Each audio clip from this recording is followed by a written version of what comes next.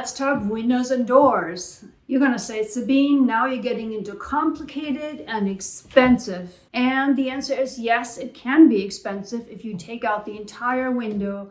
You have trim to open on the inside or the outside. That's the expensive way to do it. There actually also are other options with a lot of window kits, window replacement kits. They come with many different options. You can look at the manufacturers, and there are many different profiles and wood finishes, vinyl finishes, etc. Find the one that offers the kind of options that you are interested in. Then, and here's the important part, pay close attention to how they want you to measure the windows, because on the side where the windows are running, and where in the old days when you had double hung windows, for example, we had ropes running there, those jam liners, as they are called, they're treated differently by different manufacturers. Some want you to take out the wood. Others will just simply install so-called compression jam liners right over it. So be very, very careful that you get the details right there and measure them correctly, because at the end of the day, you want your windows to fit and be snug at the same time. So that's the key with window replacement kits. So where do you find these window replacement kits? A really great resource is your local lumber yard. Maybe they even have a window showroom, but these people will guide you as to what kind of materials and what kind of manufacturer and what kind of budget might be right for you. So do go there and check with them. You might be surprised how cost efficient the whole thing really is.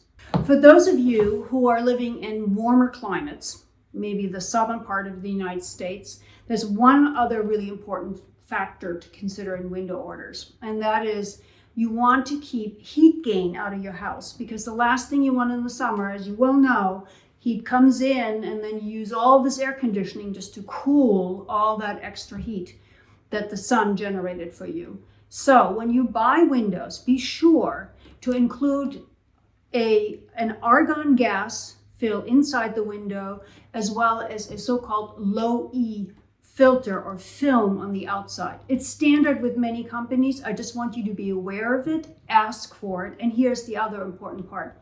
Sometimes these films and filters, this gas, can create tints in the window. Sometimes a greenish tint, also a bronzy type of tint, and then there are others that are completely clear. Look for the clear, because you don't want to have that color distortion when you have all your windows installed. Be very careful about that part. So after windows, let's talk doors. Doors are a completely different story. In older homes, usually you find wooden doors. Wood is not a very good insulation material at all. And probably the door has warped a little bit over the years. It's not really fitting anymore. And all of that means gaps that air can rush through.